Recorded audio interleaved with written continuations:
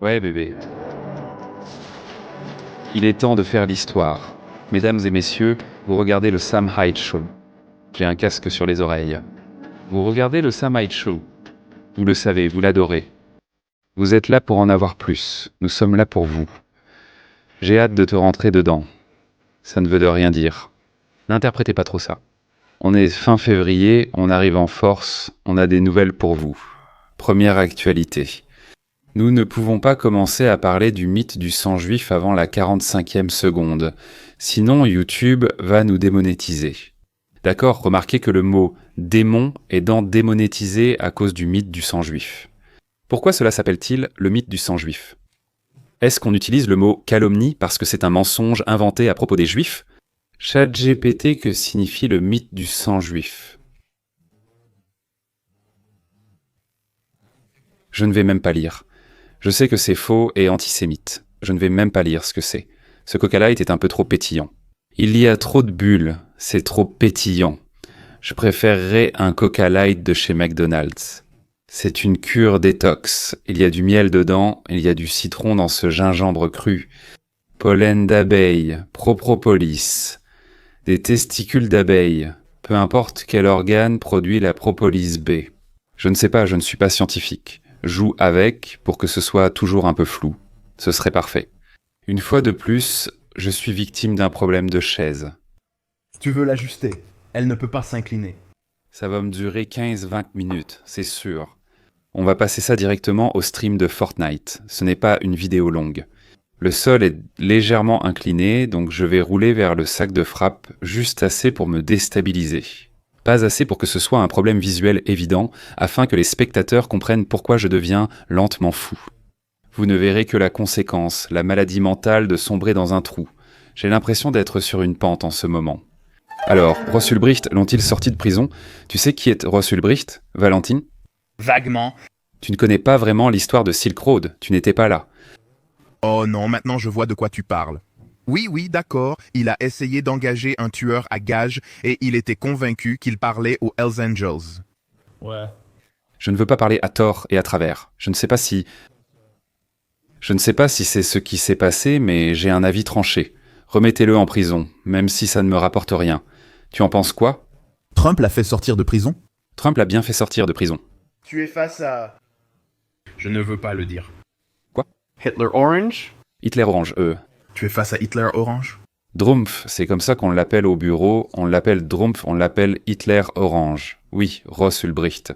Il faut le remettre en prison, c'est mon avis. Moment à retenir. C'est une opinion très libérale. C'est. Est-ce qu'il y a quelqu'un qui pense qu'il devrait être en prison, ou est-ce que tout le monde le pense? Pratiquement à l'unanimité. Tout le monde soutient la libération de Ross Ulbricht? Je plaisante, c'est pour rire. J'apprends avec tristesse que Jay Dyer estime que Ross Ulbricht mérite la prison à vie, mais c'est ce qui est écrit. Ross Ulbricht incarne l'ancienne génération de fans millennials de Ron Paul, attachés aux principes libertariens et à la vie privée en ligne. Une chose qui m'a personnellement surpris, c'est à quelle vitesse mes propres principes libertariens sont partis en fumée.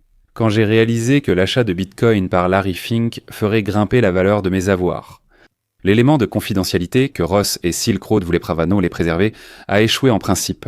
C'était un grand idéal, mais cela met en évidence la faille fatale du libertarianisme, soulignant la réalité du monde réel. Vous ne savez même pas à quel point le libertarianisme était amusant à l'époque. Parce que vous pouviez aller en ligne et vous pouviez prétendre et imaginer un scénario où il y avait par exemple une police privée. C'est le genre de choses, si vous étiez sur l'ordinateur en 2013, vous seriez sur ces forums.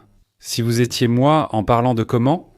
Ouais. Si nous, juste, commençons les routes, qui va construire les routes et quoi de... Des entreprises payées par les gens qui veulent utiliser les routes, mon ami. Nous aurons une police privée. Est-ce que vous savez ce qu'est le libertarianisme? Est-ce que vous savez ce qu'est le libertarianisme? Vaguement.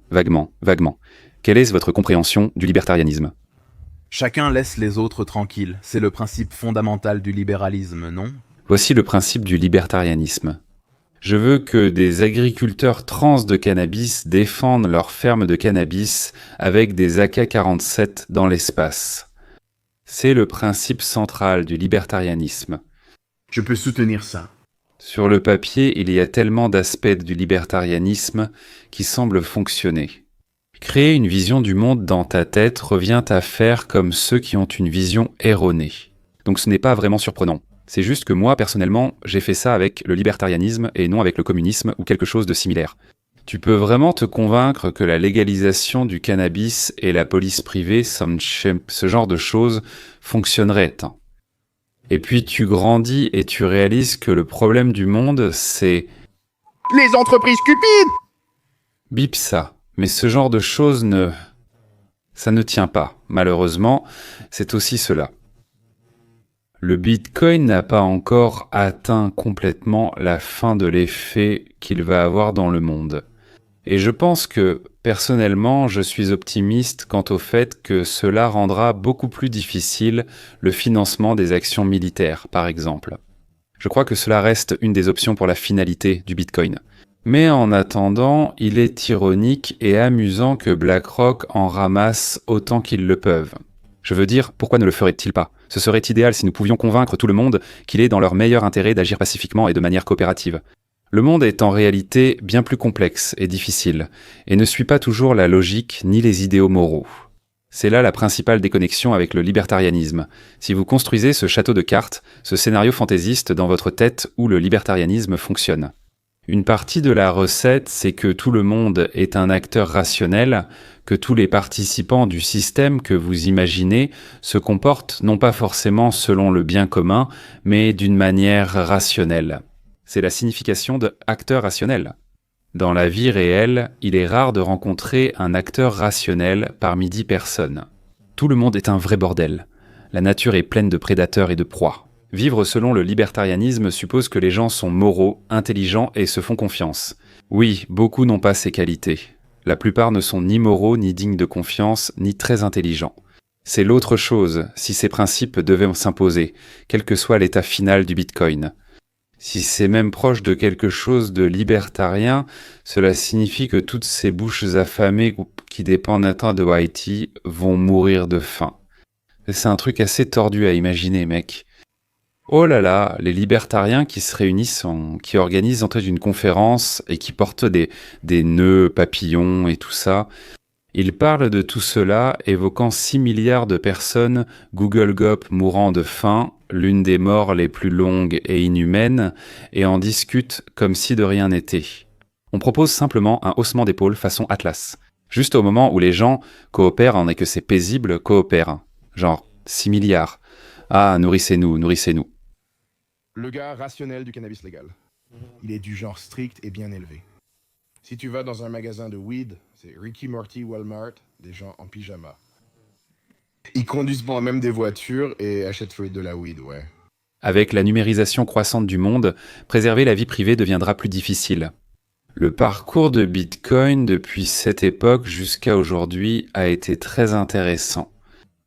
Parce que j'ai personnellement connu beaucoup de gens qui, s'ils avaient à garder leurs avoirs, seraient devenus incroyablement riches. Et beaucoup d'entre eux sont passés par ce Monero. Y en a-t-il un autre ? Scash. Ouh, ça fait mal, ça. Je peux penser, là, tout de suite, à 3 personnes qui auraient maintenant plus de 100 millions de dollars si elles avaient regardé leur sac. Et ils se sont fait avoir. Beaucoup de gens qui ont eu du Bitcoin, tout le monde a eu de la chance. Tous ceux qui étaient là au début ont eu de la chance, en gros. Mais beaucoup d'entre eux, ils en avaient juste parce qu'ils achetaient ou vendaient de la drogue sur Silk Road. Et puis beaucoup de gens sont venus au Bitcoin à partir de l'économie libertarienne. Ils ont accumulé une quantité de Bitcoin qui les aurait rendus extrêmement riches aujourd'hui. Et puis il y a ça. Il existait aussi des dérivés comme Zcash et Monero, des crypto-monnaies alternatives très proches du Bitcoin. Elles ne sont pas comme Ethereum, qui est une plateforme de contrats intelligents. Bitcoin est aussi une telle plateforme, mais contrats intelligents. Dans le sens où tu peux créer des jetons non fongibles et tout ça sur ces plateformes, ce n'est pas ce que ces choses étaient. Elles ressemblaient beaucoup à Bitcoin, avec de meilleures fonctionnalités de confidentialité. Et beaucoup de ces gars libertariens, qui étaient parmi les premiers arrivés dans le domaine, ont vu que Monero et Zcash ajoutaient dans ce des fonctionnalités de confidentialité plus avancées que le développement de Bitcoin. Les gens avaient l'intention d'apporter cela à Bitcoin, et parce que ces gars libertariens ce sont des gars idéologiques. Par exemple, s'ils sont captivés par une idée, ils vont s'y investir totalement. Il n'y a pas beaucoup de modération dans la communauté libertarienne. Je crois que les gens s'attachent à certaines idées et s'y investissent complètement. Ce qui est peut-être une raison pour laquelle cela attire des personnes autistes. Des personnes autistes qui aiment simplement les loisirs en général. Donc on pourrait dire ça de n'importe quel passe-temps. C'est ce que je ressens à propos du Bitcoin en ce moment. J'ai l'impression de plonger dedans la tête la première. Tu deviens obsédé par ça. Défini obsédé. Si tu étais idéologique à propos du Bitcoin, le but initial du Bitcoin était de créer un Geldgulch. Ce n'est pas une combinaison de mots flatteuse à dire. Ça sonne tellement mal, mais Geldgulch dans le cyberespace et Geldgulch. Tim May est le gars qui a créé ça. Tous ces gars étaient vraiment fascinés par Ayn Rand et l'économie libertarienne, et ce gars, Tim May, a imaginé cela. Si vous pouviez avoir de la propriété et de la rareté dans le cyberespace, vous pourriez créer un véritable royaume libertarien, semblable au cyberespace. Le point, c'est que tous ceux qui s'intéressent à ce genre de choses, ils y sont vraiment super engagés. Idéologiquement, je trouve positif que vous soyez captivés par Bitcoin, mais les gars qui étaient obsédés par la confidentialité, ils se sont fait piéger par Monero et Zcash, qui ont échoué. La confidentialité n'est pas une idée gagnante. Je ne dis pas que ça ne devrait pas l'être, c'est juste que ça ne l'est pas. Et si tu penses que c'est le cas, tu ne comprends pas la situation. Si tu es développeur ou que tu fais partie de cet univers d'une manière ou d'une autre, tu devrais t'efforcer de rendre les choses plus privées et de donner aux gens la souveraineté numérique, etc., etc. Mais si tu penses que tout va dans cette direction, tu es tout simplement incapable de comprendre la situation. Pour voir comment le futur va se dessiner, c'est évidemment une mauvaise chose, mais c'est aussi simplement être réaliste. Mon problème, c'est que je suis très cynique concernant l'état du dollar américain, En particulier, et la monnaie en général. Et quand je regarde le Bitcoin, il baisse parfois de façon assez significative, mais il remonte toujours, alors que le dollar américain ne fait que baisser constamment. Donc, pour moi, je ne sais pas trop quoi penser de toutes ces idéologies. Vous savez, ces fantasmes qui ont en quelque sorte mis le Bitcoin sur le devant de la scène. Je n'ai aucune idée de ce qu'est même un Geldgulch. Je ne sais pas quelle est l'idée libertarienne d'Ayn Rand là-dedans. Je suis surtout guidé par le cynisme, ce qui n'est peut-être pas idéal. Non, c'est une bonne chose. Quand il s'agit de tes propres affaires, tu devrais être cynique et non idéologique. Prendre position, c'est pour, genre, ton travail, tes opinions, etc. Mais quand il s'agit de préserver ce que tu produis, le fruit de ton travail, ta sueur, tes larmes, ton pouvoir économique, tu devrais être cynique et sur la défensive, et tu devrais probablement supposer le pire chez les gens. Et il est important de ne pas transférer cela à d'autres aspects de la vie. Mais quand il s'agit de tes économies, ne les laisse pas toucher à ça. Bien que le Bitcoin ait obtenu une certaine acceptation, beaucoup des principes fondamentaux pour lesquels les libertariens se sont battus se sont affaiblis. La légalisation des drogues est aujourd'hui plus répandue qu'à l'époque où Ross était en prison, rendant 2 des infractions d'Ulbricht obsolètes. Pour des raisons quelque peu hors de propos, ou du moins sujettes à questionnement, il est clair que Ross devait servir d'exemple. C'est probablement le meilleur argument pour expliquer pourquoi il devrait être libéré. Comme le communiste idéaliste, l'anarcho-libertarien croyant à la disparition des gouvernements avec l'effacement des frontières et le libre-échange total est tout aussi illusoire. Les coyotes sont des frontières, tu sais. Octua, qu'est-il arrivé à elle? Elle a disparu. Eh bien, est-ce qu'elle est allée en prison pour toujours, ou quoi? Elle ne va rien purger du tout? Elle reviendra. Elle reviendra. Elle reviendra en force. Octua, la fille là, c'est la ne va nulle part. Elle fera la promotion de quelque chose de nouveau. Elle est très puissante. La libertine Octua ne va nulle part, mec. Elle reviendra. Pour l'instant, elle est acculée et doit trouver un avocat. Je suis. Personnellement, j'ai contribué à son fonds de défense juridique. Mais elle ne va nulle part. Elle est trop compromise. Elle est trop parfaite. Une manifestation de l'esprit du temps pour disparaître. On ne peut pas tuer ça. Elle a déjà un compte OnlyFans ? Hayley Welch ne meurt jamais. Hayley Welch ne peut jamais mourir, même si certains bons samaritains devaient mettre une Pizza. sur leur tête, l'esprit survivrait, tu sais, il serait toujours. Je vendrai des produits dérivés à ce moment-là. Si elle meurt, si elle se fait Pussy! par le prochain Mangione, je vendrai ces produits dérivés. Je t'emmène sur Toktua. Ils t'ont laissé fumer sur Oktua ou Toktua.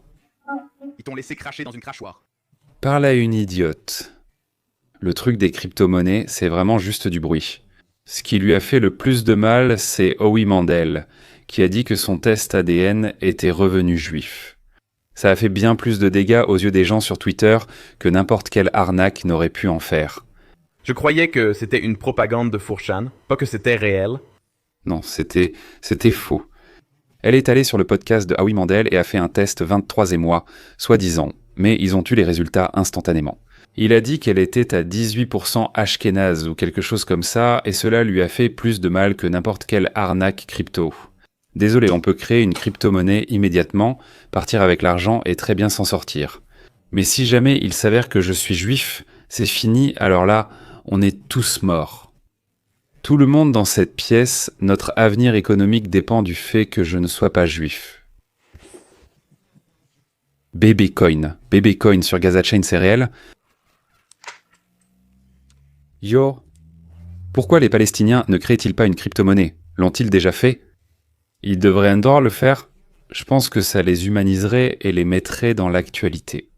Je regardais aujourd'hui des images de gameplay où une foule de personnes se faisait massacrer par une grosse machine et je me disais, c'est le fantasme de Jerry Seinfeld ce qu'il aimerait pouvoir faire à Gaza en ce moment. Juste une grosse machine qui fauche une foule de gens innocents. Oh mec, je vais avoir besoin de ce crachoir, Non, il est juste là.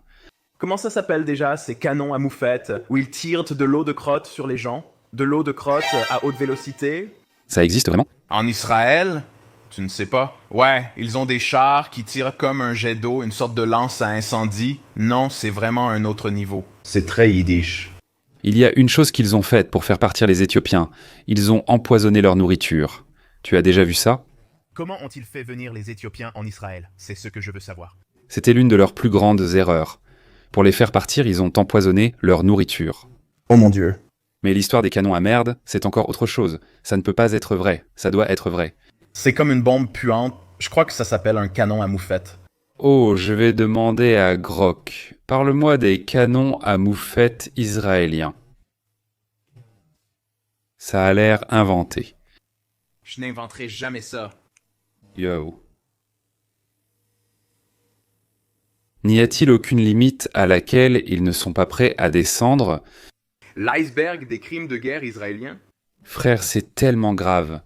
Les canons à moufettes israéliens désignent un outil de contrôle des foules utilisé par les forces de défense israéliennes, qui projettent un liquide nauséabond appelé Meletech.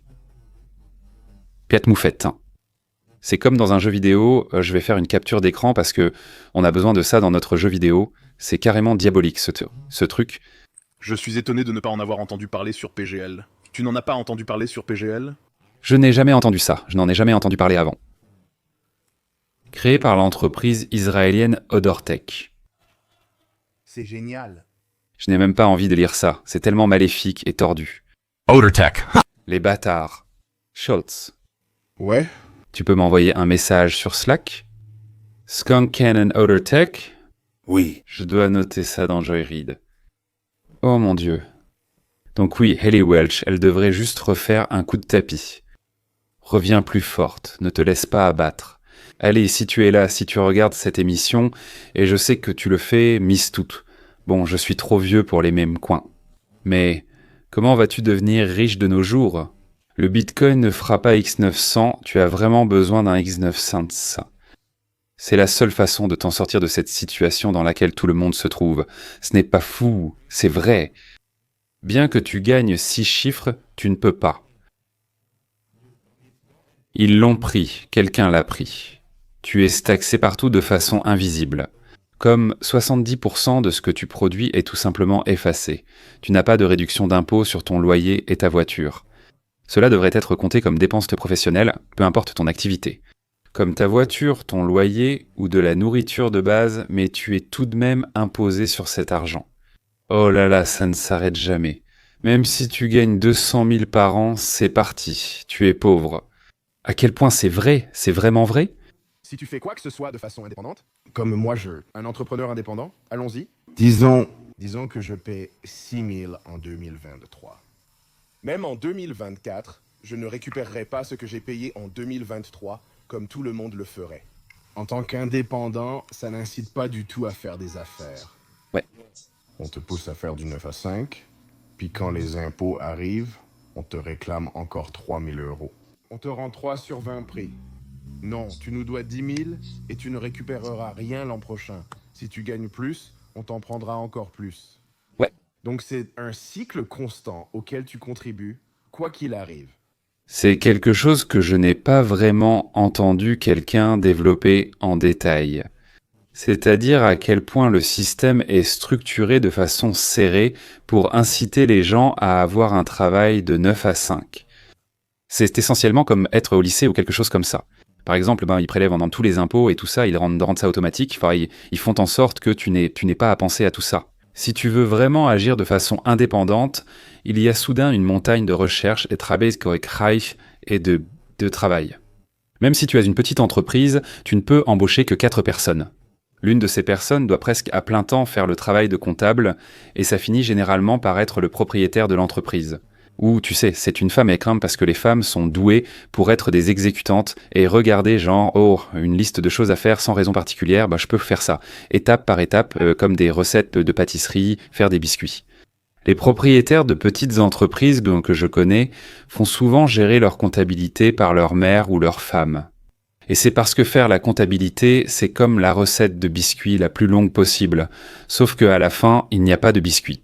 C'est juste une liste de conneries à faire, et les femmes sont simplement douées à retenir pour faire des conneries sans y penser. On ne devient riche qu'en misant sur les mêmes coins, c'est la seule solution. Même si tu gagnes 200 000, t'es pas riche, qu'est-ce que tu vas foutre avec ça? As-tu déjà entendu un trentenaire parler de retraite et avoir un compte individuel de retraite? T'es fou ou t'es stupide? C'est comme quand les parents boomers parlent de sécurité sociale. Mon père me dit parfois, tu ne paies même pas la sécu. À 65 ans, si je prends ma retraite, en fait, je ne la prendrai jamais. Tu penses que la sécu existera toujours? Ouais. Tu crois que je vais récupérer mes années de cotisation? Non. Ouais. Mais on leur a martelé dans la tête que, oh oui, le gouvernement va t'aider plus tard. Ouais. Pour toutes tes années de service. Ouais. Tes années de service. Tu vois, j'ai abandonné la fac parce que j'ai dû prendre le cours de comptabilité financière 2 fois et ça n'a pas marché. Et maintenant, je suis... J'aimerais comprendre ça maintenant, mais j'avais plein de gens. Tu ne comprends pas car ce serait une information inutile prenant beaucoup de place dans ton cerveau. Oui, c'est vrai. Ça te freinerait et te détruirait. Je voulais faire une vidéo sur ce livre.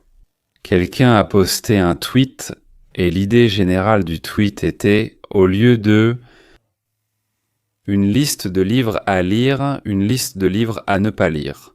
Comme Guns, Germs and Steel ou The Secret. Tu connais The Secret? On dirait les livres que mon père me recommande tout le temps. Le secret, c'est le livre qui dit que si tu penses et manifestes quelque chose, tu l'obtiens. C'est pour ça que toutes ces idiotes parlent toujours de manifestation. Ouais. Tu crois que tu visualises, que tu penses l'avoir et que l'univers te le donne. Et c'est ça, le secret que tu peux avoir. C'est des conneries pour cerveau ramolli qui piègent complètement les idiots assez intelligents pour les lire. Ce genre de livre est vraiment mauvais pour toi. Pourquoi? Parce qu'ils le feront. Tu passeras le reste de ta vie en victime de cette vision du monde, en pensant que tu peux manifester des choses et qu'elles viendront à toi. Je n'ai pas lu Guns, Germs and Steel, mais c'est déjà un genre à part. Tu regardes le résumé au dos et ce que les gens en disent, et tu penses pas ça. D'une certaine manière, c'était comme si c'était l'explication la plus autoritaire de pourquoi le monde est comme il est. Et tout y est, la rigueur académique est là, les sources sont là, le langage est là, et tout est très bien argumenté. Il y a des citations appropriées pour tout ce qu'ils disent. Mais au fond, en coulisses, il y a une sorte de jujitsu, où le but est de donner du crédit à l'idée que les personnes blanches sont mauvaises, par exemple, ou quelque chose dans ce genre. En réalité, le livre n'existe pas pour lui-même, mais pour te déstabiliser. Si tu veux comprendre, regarde simplement. Trouve une liste du genre, les livres préférés de Bill Gates ou les livres préférés de Bill Clinton qui, soit dit en passant, ne les lisent même pas. Si tu as besoin de plusieurs assistants pour gérer tes affaires et fais vraiment quelque chose d'important, tu ne lis pas de livres. C'est faux, ça n'existe pas. Resume Guns, Germs and Steel, The Fates of Human Societies de Jared Diamond. C'est un niveau au-dessus de l'or, les gars. Prenez des notes, d'accord ? Point clé. La géographie détermine le succès. L'Eurasie a bénéficié de nombreuses plantes et animaux domesticables et d'une orientation est-ouest facilitant la diffusion des cultures, contrairement à l'Afrique et aux Amériques qui ont eu plus de difficultés. D'accord, je sais grâce au titre et au fait qu'il est, disons, salué comme le plus définitif, je sais de quoi il s'agit. L'idée, c'est que ce n'est pas lié aux gens, mais à la chance qui était de notre côté, expliquant ainsi votre civilisation avancée. Ouais. C'est comme ça que je m'en souviens. L'Afrique n'est pas une arnaque assez bonne, c'est le continent le plus riche en ressources, sans limite, infini, comme le joyau du monde en termes de géographie. Pas assez grand. Les Européens ont développé une immunité contre les maladies, alors que les populations indigènes... Oh, allez. Les surplus alimentaires ont permis de soutenir des spécialistes, favorisant ainsi armes, États organisés et conquêtes. La contingence prime sur le destin. La domination européenne n'était pas due à une supériorité inhérente, mais aux avantages cumulatifs créés par les conditions environnementales. Nom de Dieu, tout ce qui figure sur la liste de lecture recommandée par un éditeur du New York Times. Peu importe le sujet, histoire ou anthropologie, c'est toujours pareil. Voilà ce que tu obtiens. Donc, plutôt que de chercher les meilleurs livres qui vont vraiment façonner ta vision de la réalité, avant tout, évite les livres qui vont violer ton esprit. Les gars qui disent « Oh, je lis 200 livres par an », c'est un mensonge. C'est le genre de choses que tu dirais si tu as 16 ans et que tu essaies de trouver la phrase la plus cool à dire pour avoir l'air le plus intelligent. Personne ni ça ne compte pas même si tu as un quotient intellectuel de 150. Personne n'a la capacité intellectuelle de retirer toute la sagesse contenue dans 200 livres. Tu as à peine la capacité intellectuelle de traiter correctement 3 livres par an. D'accord, premièrement. Deuxièmement, il n'y a pas de 100 bons livres. Ils sont tous nuls. Je risque de mal le dire, mais on va l'afficher à l'écran. Ce parchemin assyrien très ancien, c'était en gros un poste du style bimi sur 4 chânes, avec des crochets sur le côté. Il y a quelqu'un dans le Sumer antique se plaignait du fait que tout le monde avait un livre de nos jours. N'est-ce pas drôle ? Avant même que la plupart des livres existent, on disait déjà « tout le monde a un foutu livre ». Si tu écris un livre, ce que tu dis, t'en es con, j'ai des idées qui valent la peine d'être transmises à la postérité. Si tu regardes Jocko Willink ou David Goggins, l'endroit approprié pour faire ça, c'est aux toilettes, en train de chier. Le niveau de sagesse que tu reçois de Jocko Willink, c'est pour quand tu évacues des selles de ton corps. D'accord, tu as mangé de la sauce piquante, il y a de la merde partout et tu remplis la cuvette ? C'est à ce moment-là que Jocko et des gens comme lui brillent vraiment. D'accord ? Dans un format de 15 à 30 secondes, c'est là que ce genre de choses est approprié. Pas dans un livre. Un véhicule conçu pour durer plus de 1000 ans. C'est ça, le but d'un livre. Un livre, c'est fait pour quand on a quelque chose. Vous avez pensé à quelque chose d'assez bon pour être enseigné, appris ou réfléchi dans 1000 ans. Ce n'est pas quelque chose comme comment bombarder le gouvernement américain, ce n'est pas quelque chose à prendre à la légère, ce que tout le monde fait. Le fitness. Si vous vendez des compléments, Octua aura sûrement un livre. Allez Welsh aussi.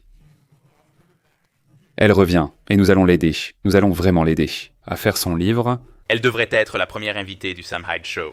D'accord, ce serait un bon premier invité. Tape-moi 5. Elle pourrait être la première Tape-moi 5. du Sam Hyde Show, la première. Y a-t-il déjà eu un podcast ? Tape-moi 5. Les Nelk Boys ont fait ça. Donc ce livre ici, à mon avis, est un bon livre. Ceci, c'est la traduction de William Scott Wilson, qui pourrait être meilleure. Celle-ci est celle de Takao Mukao. C'est la traduction française de Takao Muko. Le langage dans celle-ci est un peu plus étrange. C'est celle qui est la plus couramment disponible. Si vous allez vous pencher là-dessus, ce que vous faites puisque vous regardez une vidéo à ce sujet, vous devriez être prévenu à l'avance. Il y a beaucoup de choses ici qui sont destinées à un esprit oriental. Et il y a certaines choses, comme le yoga et le bouddhisme, qui ne sont pas faites pour un esprit occidental blanc, et elles ne devraient pas l'être. Vous ne devriez pas essayer d'incorporer le bouddhisme ou le yoga. Est-ce comme ça que vous prononcez cela? Idées, enseignements, philosophie, pratique dans votre monde occidental blanc? Parce que cela ne fera que vous nuire et vous laisser perturber. Alors quand vous lisez ceci, quand vous tombez sur des choses comme « embrasser la mort », ignorez-les simplement. Ce n'est pas comme la Bible ou autre chose du genre. C'est un livre dont la moitié est applicable, et l'autre moitié, à mon avis, devrait être jetée. Je ne crois pas que cet avertissement implique qu'il faille éviter de le lire. Certaines choses ici sont inestimables, surtout aujourd'hui. Il a été écrit par un scribe qui a passé des années à parler à un vieux samouraï à la fin de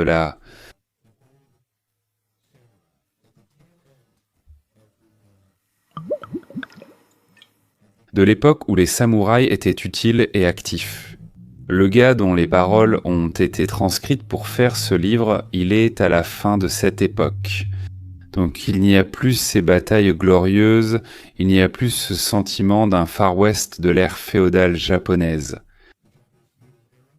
Le Japon passait d'une époque où les seigneurs féodaux dominaient et représentaient un peu la force la plus puissante à une époque où les marchands et la vie urbaine devenaient plus importants. D'accord, il déplorait cela, il déplorait la vitalité mourante de son peuple. C'était vraiment une époque très similaire à aujourd'hui. Et c'est quelque chose dont Mishima parle. Il a essentiellement écrit ce livre pour parler de l'impact culturel et de l'importance du hagakure. Et la chose la plus importante qu'il souligne dans ce livre, c'est que le hagakure était. Il a été donné aux pilotes kamikazes pendant la Seconde Guerre mondiale parce que le gouvernement japonais pensait que cela encouragerait ces pilotes à sacrifier leur vie et à accepter la mort et à être de courageux guerriers. Et ce que Mishima dit, c'est « Ah waouh mec ». D'accord, c'est la plus grande leçon à retenir de ce livre, ici même. Pendant la guerre, Hagakure était comme un objet lumineux en plein jour, mais c'est dans l'obscurité totale que Hagakure rayonne de sa véritable lumière. Donc, quand il y a des gens qui meurent sur le champ de bataille et leur pays est bombardé, ils s'écrasent avec des avions sur des porte-avions, mais ce n'est pas le but. À mon avis, dans une certaine mesure, les bons côtés de ceux-ci sont comme un manuel spirituel à lire et à étudier à la fin d'une grande époque. Je pense donc que ce livre mérite d'être lu. Nous préparerons ici une série en plusieurs parties. Et je vais parcourir ceci, et simplement mettre en avant les passages que je considère comme les plus importants. Le gars qui l'a écrit, il n'a jamais vu de combat.